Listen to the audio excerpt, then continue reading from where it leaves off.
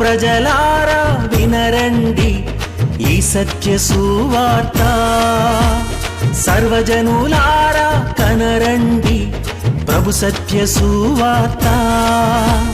వినవచ్చిన ప్రియులకు విమోచన యేసు వార్త. ప్రభు అయిన యేసుక్రీస్తు వారి యొక్క నామములు మిమ్మల్ని అందరినీ ప్రేమతో ఈ సత్య సువార్త అనే ఈ కార్యక్రమానికి ఆహ్వానాన్ని తెలియజేస్తున్నా.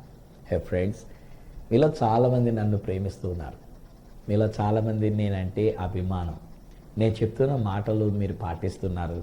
చాలా శ్రద్ధగా మీరు వింటూ ఉన్నారు. ప్రతిరోజు ఇలాగున దేవుని యొక్క వాక్యాన్ని విని దైవాశీర్వాదాలు పొందుతున్నారు. మంచిది. But at the same time నాకు భయం లేక నేను చెప్పే హెచ్చరిక ఒకటి ఏంటంటే, ఒక మనిషిని మనం ఎక్కువగా పూజించే విధంగా తయారు కాకూడదు. ఒక మనిషిని ఎక్కువగా ఆరాధించే విధానంగా తయారు కాకూడదు. ఆ మధ్యలో మా యొక్క సంఘంలో ఉన్నటువంటి, అనగా దేవుడు నాకు అప్పగించిన సంఘంలో ఉన్నటువంటి బిడ్డలు నన్ను చాలా ప్రేమిస్తారు. డాడీ డాడీ అని పిలుచుకుంటారు. చాలా చనువుగా ఉంటారు నా దగ్గర. అయ్యగారు అన్నట్టుగా కాదు, దూరంగా ఉంటారు. నాకు చాలా దగ్గరగా వస్తూ ఉంటారు. నాతో చక్కగా మాట్లాడుతూ ఉంటారు.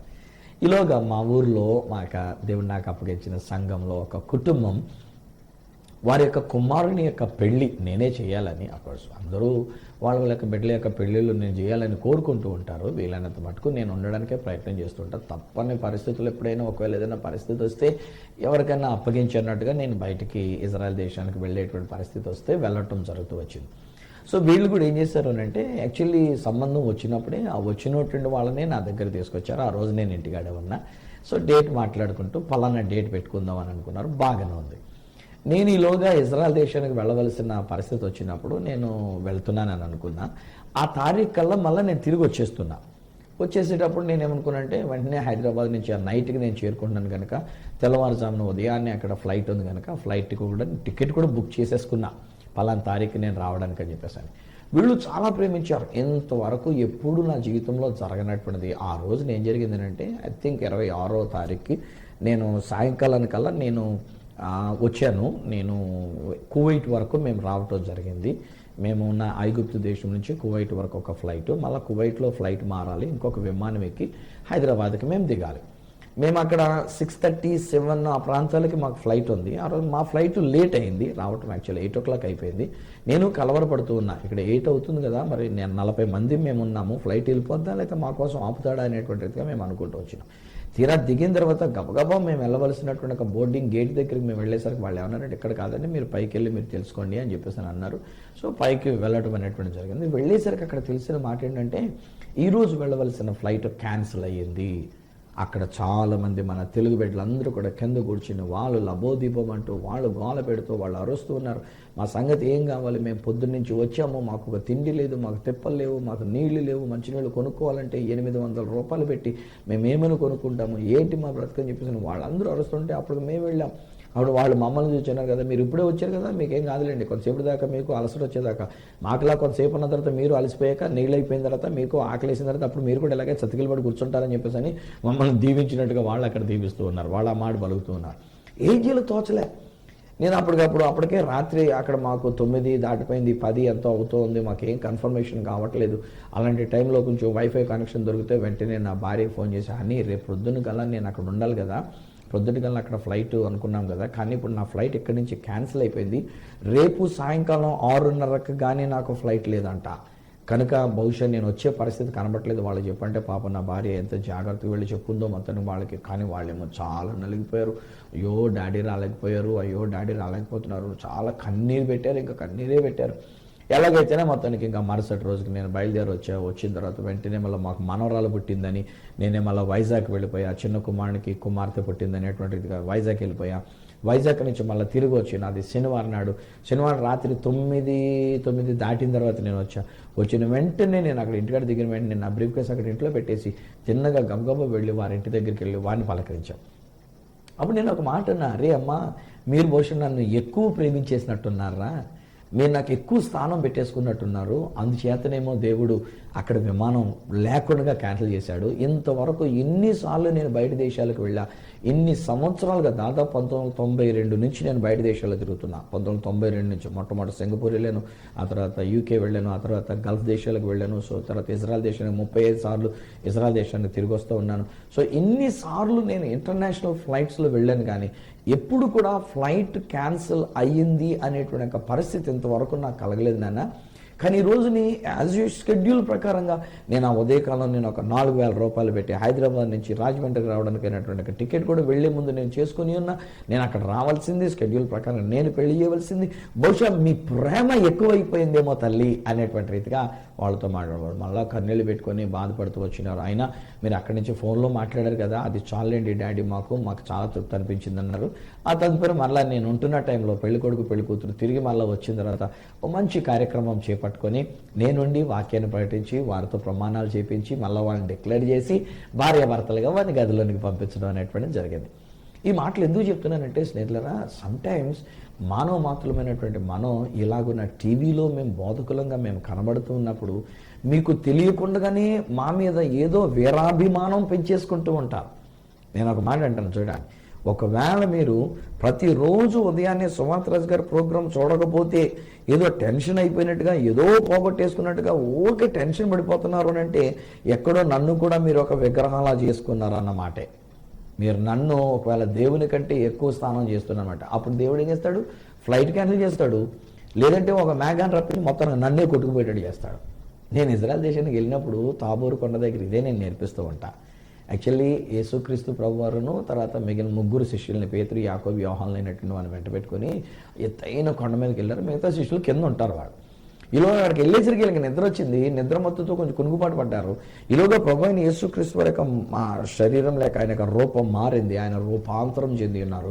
ఓ పక్కన మోషే, ఓ పక్కన ఏలియా, వీళ్ళిద్దరూ వచ్చి వీళ్ళిద్దరూ యేసు ప్రభుతో మాట్లాడుతుంటారు. సడన్గా కళ్ళు అలుపుకొని చూడబోయేసరికల్లా పేతురు గారికి యేసు ప్రభు మధ్యలోని ఓ ప్రక్కన మోషే, ఒక ప్రక్కన ఏలియా ఉండేసరికల్లా ఈయన మాట్లాడుతుంటే, ప్రభా మనం ఇక్కడ ఉండిపోవటం మంచిది ప్రభా, మీకు ఒకటి అంత మాత్రం ఆగిపోలే, అక్కడితోటి మోషే గారికి ఇంకొకటి, ఏలియా గారికి ఇంకొకటి, 3 పర్ణశాలను ఇక్కడ కట్టేద్దామని అంటాడు. అప్పుడు మేఘం ఒకటి వచ్చిందంట, వాడిని కమ్మిందంట.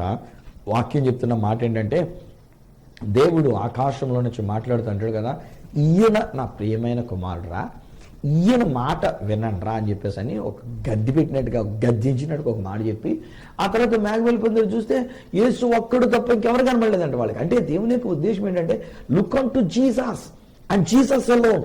యేసు వైపునే చూడండి, యేసునే పూజించండి, యేసునే ఆరాధించండి. మోషే గారు వచ్చినంత మాత్రాన్ని, ఏలియా గారు వచ్చినంత మాత్రాన్ని, సుమంతరాజు గారు వచ్చినంత మాత్రం, ఇంకొక రాజు గారు వచ్చినంత మాత్రాన్ని వేరే కాదు మనం చూడవలసింది. ప్రియ స్నేహితులారా, ఈరోజు నీ క్రీస్తు ప్రేమతో నేను మీకు మనవి చేస్తున్నాను. ఇఫ్ ఇట్ ఆల్ మీకు తెలియకుండా ఒకవేళ గనక మనుషుల మీద మమకారం పెంచుకుంటే, మీకు తెలియకుండా ఒక దైవజనుడి మీద మీరు మమకారాన్ని పెంచుకుంటే, మీకు తెలియకుండానే ఆ దైవజనుడిని ఒక విగ్రహంలాగా ఒకవేళ గనక చేసుకునేటువంటి ప్రమాదం ఏర్పడి ఉంటే, ఈరోజు నేను గద్దిస్తూ చెప్తున్న మాట ఆలకించండి. దయచేసి అలాంటి మూఢత్వంలో నుంచి, అలాంటి అంధత్వంలో నుంచి, అలాంటి విగ్రహారాధనలో నుంచి మనం బయటకు వద్దాం రండి. మనం యేసునే సేవించాలి తప్ప, సృష్టికర్తనే సేవించాలి తప్ప మరి ఒకటి కాకూడదు. ఏం జరిగిందండి? నిర్గమాకాండం 32వ అధ్యాయం దగ్గరికి వచ్చి చూస్తే, చదవమన్నాను, మీరు చదువుకున్నారు కదా బైబిల్ గ్రంథాన్ని. ఎస్, వెరీ గుడ్, చాలా మంచివాళ్ళు మీరు. ఆ మాట చొప్పున మీరు దేవుని యొక్క వాక్యానికి లోబడుతున్నారు, దేవుని యొక్క మాటకు లోబడుతున్నారు. దేవుడే మిమ్మల్ని దీవిస్తున్నాడు. మీ దగ్గర ఉన్న దేవుడు, మీ ఇంటిలో ఉన్న దేవుడు, మీ దగ్గరికి వచ్చిన ప్రభు అయినటువంటి యేసుక్రీస్తు వారు, ఆయన మిమ్మల్ని, నన్ను, మనందరినీ కూడా ఆయన దీవించి ఆరాధించి దీవించి మనల్ని గొప్పగా చేసేటువంటి ఒక దేవాతి దేవుడు. హల్లెలూయా! దేవుడు మంచి దేవుడు అండి బాబు. ఆయన మన అర్థం చేసుకుంటాడు, మన పరిస్థితిని అర్థం చేసుకుంటాడు. మన కొరకు దేవుడు అద్భుతమైన కార్యాలని ఆయన జరిగిస్తూ ఉంటాడు. ఆనాడు ఇశ్రాయేలు విషయంలో ఏం జరిగిందంటే, ఇక్కడికి ఎక్కి రమ్ము అని దేవుడు పిలిచాడు కదా మోషే గారిని. మోషే గారు పైకి వెళ్ళారు కదా, 40 రోజులు అయిపోయిందండి అక్కడ పైకి వెళ్ళి. ఈ 40 రోజులు మోషే గారు ఉపవాసముతో ఉండి ఉన్నాడు. దేవుడు మాట్లాడుతున్నాడు, ఈయన వింటూ ఉన్నాడు, ఈయన రాసుకుంటూ ఉన్నాడు. దేవుడే రాసిచ్చినటువంటి కొన్ని 10 ఆజ్ఞలు కలిగినటువంటి ధర్మశాస్త్రం అనేటువంటిది దేవుడే రాసిచ్చినటువంటిది. సో ఇలాగున దేవుడు మాట్లాడుతున్నాడు, ఈయన వింటున్నాడు, ఈయన మాట్లాడుతున్నాడు, దేవుడు మాట్లాడుతున్నాడు. 40 రోజులు అయిపోయింది. ఈలోగా ఈ 32వ అధ్యాయం దగ్గరికి వచ్చేసరికల్లా ఇశ్రాయేలు ప్రజలైనటువంటి వారు కిందనే ఉండినటువంటి అహరోను అనగా మోషే గారి యొక్క అన్నగారు అయినటువంటి అహరోన్ గారి దగ్గరికి వచ్చి, ఏమండి అహరోన్ గారు, ఈ మోషే గారు అన్నటువంటి ఆయన మమ్మల్ని ఏదో తీసుకొచ్చాడు, ఇంతవరకు తీసుకొని వచ్చినాడు, ఇక్కడ దాకా తీసుకొచ్చి ఇక్కడ పడేసాడు మమ్మల్ని, ఇప్పుడు ఏమైపోయాడు మాకేం తెలుసు, ఎక్కడికి వెళ్ళిపోయాడు మాకేం తెలుసు, ఆయన ఏమైపోయాడు మాకేం తెలుసు, ఇప్పుడు మమ్మల్ని నడిపించే దేవత ఎవరో మాకు కావాలి, ఇప్పుడు మమ్మల్ని నడిపించేటువంటి దేవుడు ఎవరో మాకు కావాలి. ఇది వాళ్ళు గొడవ చేస్తూ వచ్చినటువంటిది. ఏమండి, దేవుడు కదా వాళ్ళని తీసుకుని వచ్చింది. మోషే గారి ద్వారా దేవుడు వారిని విడిపించాడు. ఒక గొర్రె పిల్ల ద్వారా విడుదల చేసిన తర్వాత అద్భుతాలు చేసి, ఎర్ర సముద్రం 2 పాయలు చేసి, మన్నా అనేటువంటి ఆహారాన్ని ఇచ్చి, జీవజలం బండలోనిచ్చి, నీళ్ళనిచ్చి, కావలసిన పూరేళ్లనిచ్చి, ఇన్ని కార్యక్రమాలు చేసి దేవుడు నడిపిస్తుంటే 40 రోజులు మోషే గారు కనబడకపోయేసరికి వీళ్ళందరూ ఎలా తిరగబడ్డారో చూడండి. అహరోన్ గారి దగ్గరికి వచ్చి గొడవ పెడుతూ ఉంటారు, మాకు ఏదో ఒకటి చేయను, ఇప్పుడు మాకు ఏదో ఒకటి తీసుకొని చూపించు, మాకు ఏదో ఒకటి చేస్తేనే కదా తప్ప అని చెప్పేసానంటే, అప్పుడు పాపం అహరోన్ గారు ఏం చేయాలో తోచక ఈయన భయపడిపోయి ఇశ్రాయేల్ ప్రజలైనటువంటి వాళ్ళతో మాట్లాడుతుంటే, ఒరే నాయనలారా, మీ దగ్గర ఉన్నటువంటి బంగారం అవన్నీ కూడా ఇలా తీసుకొని రండి అని చెప్పేసి అన్నారు. యాక్చువల్లీ స్నేహితులారా, నేను ఒక మాట చెప్తాను వినండి. దేవుడు ఇశ్రాయేల్ ప్రజలైనటువంటి వారి విషయంలో చేసిన కార్యం ఏంటంటే, వీళ్ళు ఐగుప్తును దోచుకున్నట్టుగా ఐగుప్తీయుల దగ్గరికి వెళ్ళి, మేము మా దేవుడిని సేవించడానికి వెళుతున్నాము, మా దేవుడిని ఆరాధించడానికి వెళుతున్నాము, మీ వడ్డానం ఇవ్వండి అంటే వడ్డానం ఇచ్చారు, మీ ఉంగరాలు ఇవ్వండి అంటే ఉంగరాలు, మీ నెక్లెస్లు ఇవ్వండి అంటే నెక్లెస్లు ఇచ్చారు, ఏది అని అడిగితే అవన్నీ కూడా వాళ్ళు ఇచ్చారు. ఇక్కడ మనం ఆలోచన చేసినట్లయితే దేవుడైన యెహోవా తాను వారి మధ్యలో నివసించడానికి పరిశుద్ధ స్థలము నిర్మించడానికి ఈ బంగారం కానీ లేకపోతే వీళ్ళు తెచ్చుకున్నటువంటివన్నీ ఇవ్వబడాలి అనేటువంటిది ఇది దేవుని యొక్క ఉద్దేశం. ఈలోగా మోషే గారు కొండ మీద దిగువచ్చి, ఒరే దేవుడు మన కొరకు ఒక ప్రత్యక్ష గుడారాన్ని కట్టమన్నాడు రా నాయన, దేవుడు నివాసం ఉండడానికి, మన మధ్యలో నివాసం ఉండడానికి ఒక స్థలమును కేటాయించమన్నాడు, ఒక పరిశుద్ధ స్థలాన్ని నిర్మించమన్నాడు అని చెప్పేలోగా ఈ ఇశ్రాయేలు ప్రజలైనటువంటి వారు మమ్మల్ని నడిపించిన దేవత ఎవరో మేము తెలుసుకోవాలి, ఆ దేవత ఎవరో మాకు చూపించండి అని చెప్పేసి అహరోన్ గారిని హడావిడి చేశారు కల్లా, అహరోన్ గారు ఏం చేశారంటే, మీరు అక్కడ ఐగుప్తులో వచ్చి తెచ్చుకున్నటువంటి ఒక బంగారం, ఆ వెండి, ఆ మంచి మంచి విలువైనటువంటి అవన్నీ కూడా తీసుకొని రండి అని చెప్పి దేవునికి ఇవ్వవలసినటువంటిది సృష్టము చేయబడ్డానికి అన్నట్టుగా ఇక్కడ అవటం జరిగింది. Be very careful friends. ఈరోజు నేను మీతో సూటిగా ఈ మాట చెప్తున్నానమ్మా, దేవునివి దేవునికే చెల్లించాలండి. దేవునికి ఇవ్వవలసింది దేవునికి ఇవ్వాలి. ఈరోజు నాకు ఇవ్వండి అని నేను అడగట్లేదు సుమా, ఎలాగనండి ఇలా చేశాక నేను అడగట్లే. అఫ్కోర్స్ నేను నా దేవునికి ఇవ్వడానికి నేను సిద్ధపడ్డా, నా దేవునికి నేను ఇస్తూ ఉన్నా, నా దేవుడు నన్ను పోషిస్తున్నాడు, నాకు భోజనం పెడుతున్నాడు, నాకు వస్త్రాలను ఇచ్చినాడు, నేను బిల్లు కట్టుకోవడానికి కావాల్సిన కృప చూపిస్తున్నాడు, ఆయన కృప నా జీవితంలో. కానీ ఈరోజు నేను మీకు ఖచ్చితంగా నేర్పిస్తున్నా, గివ్, ఇవ్వాలి. మీ మందిరానికి వెళ్ళండి, మీ ఆలయానికి వెళ్ళండి, అక్కడున్న దైవజనుడికి ఇవ్వండి. అది ఒకవేళ బంగారమే కావచ్చు, అది ఒక వెండే కావచ్చు, అది ఒక వస్త్రమే కావచ్చు, లేక ఒక వస్తువే కావచ్చు. దేవుడు మిమ్మల్ని ఏది ప్రేరేపిస్తే అది ఇవ్వడానికి అనేటువంటిదిగా దేవునికి ఇవ్వడానికి. కానీ మనం ఏం చేస్తున్నామంటే ఈ మధ్యలో మనోళ్ళకే మనం ఇచ్చుకుంటాం. మనం దేవుడికి ఇవ్వడానికి బదులు మన పిల్లలకి మనం ఇచ్చేసుకుంటూ ఉన్నాం, మనం దేవుడికి ఇవ్వడానికి బదులు మన తల్లిదండ్రులకు మనం ఇచ్చేసుకుంటూ ఉన్నాం, మనం దేవునికి ఇవ్వడానికి బదులు మన బంధువులకు అన్నట్టుగా మనం ఇచ్చేసుకుంటున్నాం. ఒక్కొక్కసారి కొంతమంది నాతో మాట్లాడుతూ కూడా చెప్తున్నటువంటి మాట ఏమంటారంటే, అయ్యా మేము ఇలాగ ఇవ్వాలనుకుంటున్నామండి, అయితే దశమ భాగం వచ్చినటువంటి తీసి మా పాస్టర్ గారికి కొంత ఇచ్చి, ఆ తర్వాత మా బంధువు ఒక ఆయన ఉన్నారండి, ఆయనే సేవ చేసుకున్నాడు, మాకు తెలిసిన బంధువు ఇంకొక ఆయన ఉన్నాడు, ఆయనే సేవ చేసుకున్నాడు, సో ఈయనకో కొంత, ఆయనకో కొంత, ఆయనకో కొంత, ఈయనకో కొంత, మా పాస్టర్ గారికో కొంత అని చెప్పేసి ఇస్తున్నాడు. That is wrong. నువ్వు ఎక్కడ గుడికి వెళుతున్నావో అక్కడ నీ దశమ భాగం ఇవ్వాలి. నువ్వు దేవునికి ఇవ్వాల్సినటువంటిది దేవునికి ఇవ్వాలి, దేవునిది దేవునికి ఇవ్వాలి. ఇది దేవుడు చెప్తుంటాడు, కైసరిది కైసరికి ఇచ్చుకోండి, కానీ దేవునివి దేవునికి మనం చెల్లించాలని దేవుడు సెలవిచ్చిన ప్రకారంగా మనం దేవునికి సమర్పణ చేయాలి. కానీ వీళ్ళు ఏం చేశారు, వీళ్ళు తెచ్చుకున్నటువంటి ఒక బంగారం దేవునికి ఇవ్వడానికి ముందుగానే ఒక దూడను చేయడానికి ఇచ్చి ఉన్నారు. అహరోన్ గారు చేసింది ఏంటంటే ఒక దూడను తయారు చేసి పెట్టి ఉన్నాడు. ఆ హోరేబు కొండ దగ్గర మోషే గారేమో కొండ మీద ఉండి దేవుడు చెప్తున్నటువంటి విషయాలు ఆలకిస్తుందంటే, కొండ దిగువన అహరోన్ గారి యొక్క నాయకత్వంలో ఒక దూడను చేసినారు. నేను ఇజ్రాయెల్ దేశానికి వెళ్తున్నప్పుడు ఐగుప్తు దేశానికి కూడా వెళ్తూ ఉంటాను కదా, ఒకసారి మా గైడ్గా ఒక ఆడపిల్ల వచ్చింది. ఆ ఆడపిల్ల మాట్లాడుతూ ఉన్నప్పుడు ఆ మ్యూజియంలోనికి తీసుకొని వెళ్ళినప్పుడు మ్యూజియంలో ఒక దగ్గరికి తీసుకొని వెళ్ళిందండి. అక్కడ ఒక గూడు లాంటి ఒక స్థలంలో ఒక దూడ అక్కడ కనబడుతూ వచ్చింది. ఆ దూడను గురించి చెప్తున్నప్పుడు ఏంటంటే, గడ్డం కింద నుంచి ఫరో రాజు అనేటువంటి ఆయన ఇక్కడ కింద ఉండి ఉన్నాడు, దాని కొమ్ములు ఉన్నాయి, సూర్యుని ధరించినటువంటి ఒక దూడగా. ఆ తర్వాత కింద పొదుగు దగ్గర మళ్ళా ఫరో రాజు అనేటువంటి ఆయనే కింద కూర్చొని మోకాళ్ళ మీద ఉండి ఆ పాలు తాగుతూ ఉన్నాడు. అప్పుడు ఆవిడ చెప్పినటువంటి ఒక మాట ఏంటంటే, 2 పేర్లు ఆవిడ చెప్పింది. మధ్యలో కూడా మరొక చోట తీసుకున్నప్పుడు ఒక మగ కొమ్ములు కలిగినటువంటి ఒక ఆకారం, ఒక స్త్రీగా ఉండినటువంటి ఒక ఆకారం. ఈ మగ దేవతగా ఉండినటువంటి దానిని ఐబిస్ అనేటువంటి రీతిగా పిలుస్తారు. IBIS, ఐబిస్ అనేటువంటి రీతిగా. ఆడ దేవతగా ఉండినటువంటి దాన్ని హట్హోర్ అనేటువంటి రీతిగా పిలుస్తారు. 2 దూడలే. ఈ మగ దూడ ఏం చేస్తుందంటే ఫరో రాజును కాపాడుతున్నటువంటి ఒక దూడ. హట్హోర్ అనేటువంటి ఒక ఆడదూడ ఏం చేస్తుందంటే ఫరో రాజుని పోషిస్తూ పాలిస్తూ వారిని కాపాడుతున్నటువంటి ఒక దూడ. ఓవరాల్గా ఐగుప్తు దేశంలో వారు పూజించినటువంటిది 430 సంవత్సరాల పాటు ఇశ్రాయేలు ప్రజలైనటువంటి వారు ఐగుప్తు దేశంలో ఉన్నప్పుడు they know very well about this Hathor and ibis. Hathor అనేటువంటి ఒక ఆడదూడ, ఐబిస్ అనేటువంటి ఒక మగదూడ వారికి తెలుసు. ఐబిస్ అనేటువంటి ఒక మగదూడని యూనివర్సల్ గాడ్ ఆఫ్ లవ్ అని పిలుస్తారు. హట్హోర్ అనేటువంటి ఒక ఆడదూడ అనేటువంటి దానిని లోకల్ గాడ్ ఆఫ్ లవ్ అని చెప్పేసి అని పిలుస్తారు. ప్రేమ దేవత అనేటువంటి రీతిగా వారు పిలుస్తారు. ఒకటి యూనివర్సల్ ఐబిస్ మగ దేవత అనేటువంటిది, ఒకటేమో లోకల్ గా ఉండినటువంటి దేవత ఆడపిల్లగా పెట్టినటువంటి ఒక దూడగా వచ్చినటువంటిది. సో వీళ్ళకి చాలా కంఫర్టబుల్ గా కనబడింది అనమాట. ఎప్పుడైతే వాళ్ళకి కనబడని ఆ దేవుడు ఇప్పుడు మోషే ఎక్కడికి వెళ్ళిపోయాడో కూడా ఇక కనబడడం లేదు, వీళ్ళకి తెలియడం లేదు, వీళ్ళ కొండ ఎక్కడానికి వీలు లేదు, కొండ ఎక్కితే చచ్చిపోతారని చెప్పేసి దేవుడు చెప్పాడు. కొండకి దేవుడు మేరను ఏర్పాటు చేస్తున్నాడు. హోరేబ్ కొండ ఎక్కట్లేదు, కానీ అక్కడి నుంచి ఏమో మోషే గారు దిగి రాలేదు. 40 రోజులు దగ్గర అయిపోయింది. సో ఇప్పుడు ఈయనతో మాట్లాడినప్పుడు అహరోను గారు ఏం చేశారంటే ఒక దూడను తయారు చేసి వాళ్ళకి విడిచిపెట్టాడు. రే బాబు, మిమ్మల్ని ఎంతవరకు తీసుకొచ్చిన దేవత ఇదేరా అని చెప్పేసి అన్నారు. They are so comfortable with this god. Ibis కానీ లేకపోతే హట్హోర్ కానీ ఒక దూడ అనేటువంటి ఒక ఆకారాన్ని ఐగుప్తు దేశంలో ఉండినటువంటి ఒక కాపుదలు ఇచ్చేటువంటిది, పోషించేటువంటి దూడ కనుక దానికి ఒక మంచి సింహాసనం చేసి దాని మీదకి ఆ దూడను ఎక్కించి వాళ్ళందరూ కూడా మంచి ఒక పండగ ఏర్పాటు చేసుకొని వాళ్ళందరూ చెప్తున్నారు, అరే మనల్ని తీసుకొని వచ్చినటువంటి ఒక దేవత ఇదేరా అని చెప్పేసి అని ఆడుటకును పాడుటకును వాళ్ళు బాగా నాట్యం ఆడుటకును మొదలు పెట్టారంటే వాళ్ళు. అరే ఎంత దారుణం అండి!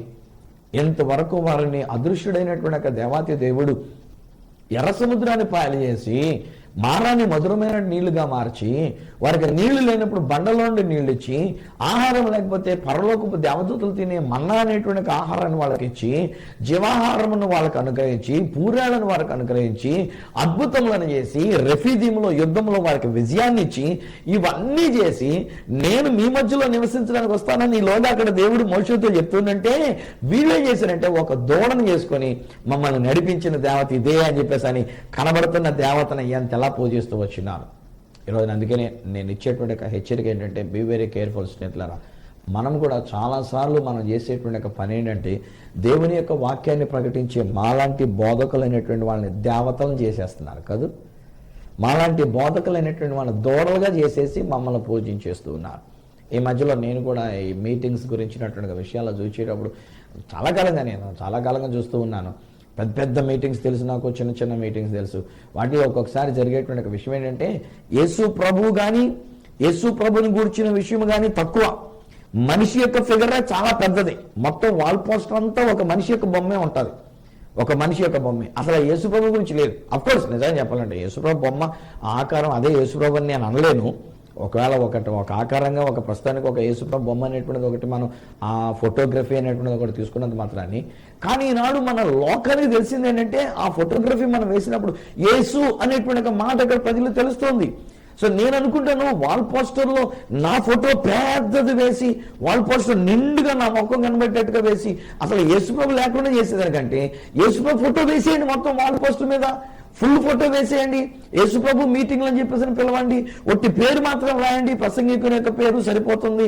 కానీ ఈ రోజుల్లో మనం ఏం చేస్తున్నామంటే ప్రసంగికుల యొక్క ఫోటో పెద్ద ఫోటోలు వేసేయాలి, వీళ్ళ ఫోటోయే పెద్దది కనబడాలి. అదే మనం చేసుకునే దూడ. ఈరోజు నేను చెప్పాల్సి వస్తే జాగ్రత్త అండి. అలాంటి దోణ చేసుకుంటే జరిగిన విషయం ఏంటి తెలుసా? మోషే గారి కింద దిగి వచ్చాడు, ఉన్న రాతి పలకలు వేస్తాం పగలు కొట్టాడు. ఆ తర్వాత అంటాడు, రే నా పక్షకు ఉండేటువంటి వాళ్ళు రండి, దేవుడి పక్షకు ఉండేవాళ్ళు నా పక్కకు రండి, మిగతా వాళ్ళందరూ అవతల పక్కకి వెళ్ళండి, వచ్చినటువంటి వాళ్ళందరూ పట్టుకొని ఏమన్నాడు, మీరు వెళ్ళి పడ్డవాళ్ళ మీద పడి వాడిని చంపేయడంటే 3,000 మంది చచ్చిపోయారండి ఆ రోజుని. 3,000 మంది విగ్రహారాధన చేసినందు చేత, దూడను చేసుకుని పూజించినందు చేత, సృష్టికర్తకు బదులుగా సృష్టాన్ని పూజించినందు చేత జరిగినటువంటి ఒక విపత్తు ఏంటంటే 3,000 మంది మరణమైపోయినటువంటి ఒక పరిస్థితి. హే friends, don't worship the men and women of God. మమ్మల్ని మీరు అలా పొగుడుతున్నందు చేత బైబిల్ గ్రంథంలో నేను బోల్డని విషయాలు చెప్పగలనండి. అసలు వాస్తవానికి సైతాన్ గారు కూడా మొట్టమొదటి మభ్యపరిచింది అదే. ఏమంటాడంటే, మీరు దైవములుగా ఉండవలసినటువంటి మనల్ని దేవుడు తన పోలికలో తన స్వరూపంలో చేసుకుంటే వాడు వచ్చి మాట్లాడుతూ మనం మభ్యపరిచేటాడు, నువ్వు మీ కళ్ళు తెరవబడి మీరు దేవతలు అవుతారు అనేటువంటి మాట ఉపయోగించాడు. దేవత పౌలు శీలు అయినటువంటి వాళ్ళు కూడా ఒక అద్భుతం జరిగించేసరికి అక్కడున్న ప్రజలందరూ కలిసి ఏమంటారంటే, దేవతల మనుష్య రూపం దాల్చి మన మధ్యకి వచ్చినారని చెప్పేసి అని ద్యుపతి హెర్మి అనేటువంటి ఒక పేరు పెట్టి పూజించడానికి మొదలు పెట్టేశారు ఆయన. ఈ రోజున ప్రజలు కూడా మనకి రెపరెపలాడించేటువంటి ఒక మాటల చేత, ఫ్లాటరింగ్ వర్డ్స్ చేత మనల్ని ఎక్కడికో ఎత్తించేస్తారు. ఈలోగా మేము కూడా బోధకులమైనటువంటి మేము ఎక్కడికో వెళ్ళిపోయి కిందకి దిగడం చేతరక బుడగ పేలిపోయినట్టుగా పేలిపోతున్నాం అక్కడి నుంచి. అందుకనే చాలా మంది జీవితాలు నేను చూచానండి. ఒకప్పుడు మహామహులుగా ఎరిగినటువంటి వాళ్ళు బళ్ళు మీద, కార్ల మీద, వాహనాల మీద, విమానాల మీద ఎగిరినటువంటి వాళ్ళు ఇప్పుడు ఎక్కడున్నారో కూడా తెలియకుండా పోయారు. ఇప్పుడు ఏమైపోయారు కూడా తెలియకుండా పోయారు. ఎందుకు అని అంటే మనుషులు మనకు గాలి పెడతారు బాగా. మనుషులు ఏమంటారు, అబ్బా దేవత అండి బాబు, సువార్తరాజు గారు ప్లాన్ చేశారంటే, సువార్తరాజు గారు మాట్లాడారంటే, సువార్తరాజు గారు తర్జుమా చేశారంటే, సువార్తరాజు గారు టీవీలో కనబడ్డారంటే, ఆయన నవ్వుతూ ఉన్నారంటే, నాకు గాలి. ఈ గాలి కొట్టేసరికి మనం ఉబ్బిపోయి ఇంత లావైపోయి వెళ్ళిపోతాడు ఎక్కడో చోట ఆయన, ఉండకుండా పోతాడు ఆయన. లేదా దేవుడే మేఘం తీసుకొని కొట్టుకుపోతాడు ఆయన. నేను చెప్పాను కదా ఇందాక, దేవుడే ఆ రోజుని ఫ్లైటే లేకుండా చేసేసాడు ఆయన. భవిష్యత్తు ఓవర్గా నా మీద పెట్టేసుకున్నారేమో కాన్ఫిడెన్స్, నేనే రావాలని చెప్పేసి నా మీద దేవుడి కంటే ఎక్కువ స్థానం ఇచ్చినారేమో నాకు దేవుడు నాకు అప్పగించిన సంఘంలో ఉన్నటువంటి బిడ్డలు. సో నేను వాళ్ళని అదే గద్దించిన, అమ్మ మీరు నన్ను ఎక్కువ ప్రేమించారేమోరా, లేకపోతే ఇంతవరకు ఎప్పుడు జరగనటువంటిది ఒక ఫ్లైట్ క్యాన్సిల్ అవ్వడం ఏంటి, మరుసటి రోజు ఫ్లైట్కి నేను రావడం ఏంటి, నేను ఇంకొక మ్యారేజ్కి మళ్ళీ తిరుపతికి వెంటనే వెళ్ళి అక్కడ ఒక మ్యారేజ్లో నేను పాల్గొని రావడం ఏంటి, ఇవన్నీ చూస్తుంటే బహుశా ఎక్కడో మనం ఒకవేళ విగ్రహముగా చేసుకొని దేవ సేవకులైనటువంటి వాడిని మనం పూజించడం జరిగిందేమో. ఈరోజు నేను చెప్తున్నా, కొంతమంది మనం మాట్లాడేటప్పుడు ఏమంటామంటే, మా ఈగారండి, పలానా టీవీలో ప్రసంగం చేసే పలానా పాస్టర్ గారండి, మా సంఘ కాపరండి, లేకపోతే మా యొక్క ముఖ్య ప్రసంగికులండి, లేక పలానా ప్రసంగికుడండి. ఇది చూడండి, వాళ్ళ నోటంటే మీరు వినే మాట వినండి, ఎప్పుడైనా ఈసారి అబ్జర్వేషన్ చేయండి. వాళ్ళ మాటలు ఎంతసేపు ఐగర్ గురించే, ఎంతసేపు వాళ్ళ ఐగర్ గురించే, ఎంతసేపు ఆ బోధకుని గురించే. ఆయన చేసే ప్రసంగం, ఆయన వేసుకున్న డ్రెస్, ఆయన వేసుకున్న సూటు, ఆయన నిలబడిన విధానం, ఆయన వేసే స్టేజీ, ఆయన నిలబడినటువంటి పద్ధతి, ఆయన పెట్టిన సౌండ్ సిస్టమ్, ఆయన చేసే ప్రార్థన విధానం, ఆయన బోధించే బోధ విధానం, ఇదే తప్ప యేసుబాబుడి గురించి విషయం లేదు. అంటే ఏమైపోయిందనమాట, వాళ్ళకి తెలియకుండానే యేసు ప్రభు కనుమరుగైపోయాడు. ఈ బోధకుడు వాళ్ళకి దోడైపోయాడు. ఈ బోధకుడు వాళ్ళకు ఒక దేవత అయిపోయాడు. Be very careful. ఈరోజు నా మాటలు వినుచున్న నా ప్రియ స్నేహితులారా, మనం దైవ సేవకులను దూడలు చేయొద్దు, దైవ సేవకుల్ని దేవతలను చేయొద్దు. దేవుని యొక్క సేవకులు, దేవుని యొక్క మాటను మేము మీ కొరకు తీసుకుని వస్తున్నాం, కానీ మీరు చూడవలసింది దేవుడినే చూడాలి. నన్ను ఎవరైనా చూశారు అని అంటే ఎక్కడో నేను తప్పటడుగు వేశానన్నమాట, నేను సరిగ్గా బోధించలేదన్నమాట. నేను ఇలా మాట్లాడుతుంటే మీరు నన్ను చూస్తూ ఉన్నప్పుడు నాలో ఉన్న యేసుని మీరు చూడగలిగితే, నేను ప్రకటిస్తున్న యేసు వార్తను కనుక మీరు వినగలుగుతున్నట్టే, ఈ సత్యస్సు వార్తను కనుక మీరు తీసుకుంటున్నట్లయితే నేను చెప్తా, ఐఎమ్ ఫెయిత్ఫుల్. నేను నమ్మకంగా నా దేవుని యొక్క సేవ చేసినట్లే. నేను కనబడకూడదు. నేను ఎన్నిసార్లు ఇజ్రాయెల్ దేశం తీసుకుని వెళ్ళినప్పుడు 10 రోజులు వాళ్ళతో పాటు ఉన్నప్పుడు నేను ఇదే నేర్పిస్తూ ఉంటాను. రే బాబు, నన్ను కాదు చూడాల్సింది. నా సంఘంలో కూడా నేను ఇదే నేర్పిస్తుంటాను. దేవుడు నాకు అప్పగించినటువంటి బిడ్డల మధ్యలో నేను ఇదే నేర్పిస్తాను. రే బాబు, నన్ను కాదు చూడాల్సింది, నేను ప్రకటిస్తున్న యేసును చూడండి. ఇక్కడ మన ఇంటిలో యేసు ఉన్నారు, మన మధ్యలో యేసు ఉన్నారు, మన యొక్క సంఘములో యేసు ప్రభు ఉన్నారు. నేను ఇలా మాట్లాడుతుంటే యేసు ప్రభు ఉన్నారు. ఈరోజు నీ యొక్క ఛానల్ ద్వారా యేసు ప్రభు మీ ఇంట్లోకి వచ్చినారు. ఇక్కడ నేను కనుమరుగైపోవాలి, మీరు అలా చూస్తుంటే నేను కనుమరుగైపోవాలి. ఇక్కడ యేసు ప్రభువే మీకు కనబడుతున్నట్లుగా, యేసు మాటలే మీలోనికి వస్తున్నట్టుగా, ఇదండి మన జీవితంలో ఉండవలసింది. అందుకనే దేవుడు అంటాడు, నన్ను సేవించండి. సృష్టాన్ని కాదు సేవించవలసింది, ఆ దేవాతి దేవుణ్ణి మనం సేవించాలి. దేవుడు మోషేతో మాట్లాడినప్పుడు ఏంటంటే, నిర్గమకాండం 3:12 మీరు ఇక్కడికి వచ్చినప్పుడు నన్ను సేవిస్తాను అబ్బాయి, నన్ను సేవించడానికి నా ప్రజలను పోనేమని చెప్పేసి ఇశ్రాయేల్ గురించి వెళ్ళి ఫరోతో చెప్పు, నన్ను సేవించడానికి మీరందరూ అరణ్యంలోకి వచ్చి నన్ను సేవించాలని. తీరా అరణ్యంలోకి వచ్చాక ఇశ్రాయేల్ ప్రజలు ప్రభువుని సేవించడానికి బదులు, సృష్టికర్తను సేవించడానికి బదులు, మనకి కనులకు కనబడని అదృశ్య స్వరూపుడైనటువంటి దేవుణ్ణి సేవించడానికి బదులు, కనులతో చూచేటువంటి హఠోర్నో, కనులతో కనబడేటువంటి ఐబిస్నో, కనులతో కనబడుతున్నటువంటి దూడలో సేవించారు కనుక దూడను కాల్చి పొడి చేసి వాళ్ళతో తాగిపించి అక్కడ 3,000 మంది చచ్చిపెట్టేట్టుగా చేసినాడు. మేము ఆ హోరేబు కొండ దగ్గరికి వెళ్ళినప్పుడు దేవుడు అక్కడ ఎలా పెట్టాడో తెలియదు కానండి, గాలికి రాయి కట్ అవుతున్నటువంటి విషయం ఉంటుంది. అచ్చంగా ఒక దూడ రూపం అన్నట్టుగా అక్కడ కనబడుతుంటుంది. అక్కడ తీసుకొచ్చినప్పుడు ఇదే జ్ఞాపకం చేస్తుంటాను. ఇశ్రాయేలు ప్రజలు సృష్టికర్తకు బదులుగా సృష్టాన్ని చేసుకొని పూజించారు, 3,000 మంది చచ్చారు. కానీ ఈ రోజు నా ప్రియ స్నేహితులారా, మనం యేసుని సేవించినట్లయితే ఆ యేసు ప్రభుని మనం ఆరాధించినట్లయితే, పరిశుద్ధాత్మ దేవుడు మన మధ్యలోనికి వచ్చినట్లయితే 3,000 మంది అక్కడ రక్షింపబడి ఉన్నారు. ఆ మేడగదిలో పరిశుద్ధాత్ముడు దిగి వచ్చినప్పుడు పేతురు నిలబడి మాట్లాడుతున్నట్టే 3,000 మంది నిర్జీవమైనటువంటి స్థితిలో ఉన్నటువంటి ప్రజలు, పాపముల చేత చచ్చిన స్థితిలో ఉండినటువంటి ప్రజలు పశ్చాత్తాపపడి మారు మనసు పొంది బాప్తిస్మం తీసుకొని దేవుని కుటుంబంలోని చేర్చబడి వాళ్ళు జీవించారు. ఈ రోజుని మీరు మీ కుటుంబం కూడా దేవుణ్ణే సేవిద్దాం. మనమందరం ప్రభువునే సేవిద్దాం. మనుషులు మనం సేవించడానికి ప్రయత్నం చేయొద్దు. మనుషుల మీద అభిమానం పెంచుకోవద్దు. ఒకవేళ ఎక్కడైనా ఏదైనా విషయంలో ఇలాంటిది ఏమైనా జరుగుతుందనేటువంటి రీతికి ఏదైనా ఒక విషయం కనుక దేవుడు మన హృదయానికి తట్టి లేపుతుంటే తెంచి వేసుకుందాం. ఏ మనుషుని మీద కూడా మనం అభిమానం పెంచుకోవద్దు. ఏ దైవజనుడి మీద మనం అభిమానం పెంచుకోవద్దు. మనం యేసు ప్రభునే చూద్దాం, యేసునే సేవిద్దాం. తండ్రి, నీకు వందనాలు, నీకు స్తోత్రాలు మేము చెల్లించుకుంటున్నాం. ఇదిగే సమయంలోనైనా ఈ నిధీన కుటుంబం కొరకు నీకు వందనాలు నాయన. తెలియక ఒకవేళ నన్ను కూడా వాళ్ళు ఎక్కువగా ప్రేమిస్తుంటే క్షమించండి నాయన. ఎందుకంటే వాళ్ళు అంతగా ప్రేమించి నన్ను గురించి పొగడినట్లయితే నన్నే లేకుండా చేస్తాను నాయన. మీరు రోషము కలిగిన దేవుడు, మీరే కనబడాలి, మీరే పూజింపదగినటువంటి వారు, మిమ్మల్ని పూజించాలి నాయన. ఒకవేళ మానవ మాత్రమైనటువంటి మేము ప్రజలు మా వైపుకి ఆకర్షించుకున్నట్లయితే నాలాంటి వాని మేఘంలో మీరు కొనిపోయినటువంటి దేవుడు నాయన. మోసే ఏలియాని మళ్ళీ తీసుకుని వెళ్ళిపోయినావు నాయన. కనుక అటువంటి పరిస్థితి రానివ్వకుండా మేము ఈ భూమి మీద ఉన్నంత వరకు నిన్ను గురించిన సువార్తను మేము ప్రకటించడానికి నీ కృప, నీ సేవకులమైన మాకు దయచేయండి. నిన్ను మేము ప్రకటించినప్పుడు ప్రజలు కూడా నిన్నే చూచున్నట్లు సహాయం చేయండి, నిన్నే సేవించినట్లు సహాయం చేయండి. సృష్టానికి బదులుగా నాయన సృష్టికర్త అయినటువంటి మిమ్మల్ని సేవించినప్పుడు మీరు మా యొక్క ప్రేమ దేవుడివై ఉన్నావు నాయన. మమ్మల్ని ప్రేమించిన దేవుడు నాయన. నీ కృప చేత మా మధ్యకు దిగి వచ్చిన దేవుడు నాయన. మిమ్మల్ని సేవిస్తుంటే హల్లెలూయా, మా ప్రతి అక్కర్ర తీర్చబడుతుంది. మాకు కావలసిన అద్భుతాలు జరుగుతుంది, స్వస్థతలు జరుగుతున్నాయి, ఆశ్చర్యమైన కార్యాలు మీరు అనుభవిస్తున్నారు నాయన. Just because they are worshipping you. నిన్ను సేవిస్తున్నారు కనుక, నిన్నే వారు చూస్తున్నారు కనుక ఈ బిడ్డలను నేను దీవిస్తున్నా. వారి కుటుంబాల అద్భుతాలను నేను విడుదల చేస్తున్నా. వారి బిడ్డలను నేను దీవిస్తున్నాను నాయన. వారి కుటుంబంలో నేను స్వస్థత నేను విడుదల చేస్తున్నాను నాయన. వారు నిన్ను చూస్తున్నారు నాయన, నిన్ను వారు సేవిస్తున్నారు నాయన. కనుక నీకు వందనాలు. యేసు శక్తి గల నామములో ఈ కుటుంబాన్ని బిడ్డలను దీవిస్తూ ప్రార్థించి పొంది ఉన్నాము తండ్రి, ఆమేన్.